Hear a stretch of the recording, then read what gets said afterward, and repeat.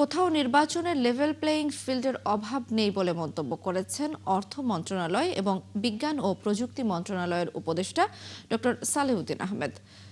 সোমবার বিকেলে লক্ষ্মীপুর সদর উপজেলা পরিষদ হল রুমে আয়োজিত গণভোট সংক্রান্ত জনসচেতনতামূলক সভা শেষে তিনি একথা বলেন। নির্বাচনে সবাই যেন সমান সুযোগ পায় সেটি প্রমাণ করা হবে। প্রশাসন মোটেও কোনো পক্ষপাতিত্ব করবে না, সম্পূর্ণ নিরপেক্ষ ভূমিকা পালন করবে। ছাত্রদলের নির্বাচন কমিশন ঘেরাও কর্মসূচি প্রসঙ্গে ডক্টর সালেউদ্দিন আহমেদ বলেন, বিষয়টি নির্বাচন কমিশনের এখতিয়ারভুক্ত। 22 জানুয়ারি থেকে নির্বাচনী প্রচারণা শুরু হবে। এরপর কেউ সভা সমাবেশ করলে সেটিও নির্বাচন কমিশন দেখবে।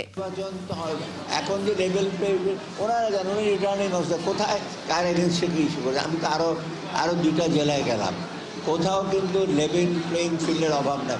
আর আমরা যে যাচ্ছি, আমরা কোনো ক্যান্ডিডেটের সাথে কথা বলছি না, আমরা কোনো ক্যান্ডিডেটের কোনো বিপরীতের সাথে কথা, আমরা মানুষের জনগণের সাথে কথা বলছি, যাতে যে কোনো প্রার্থী আছে তারা কোনো সমান সুযোগ পায়।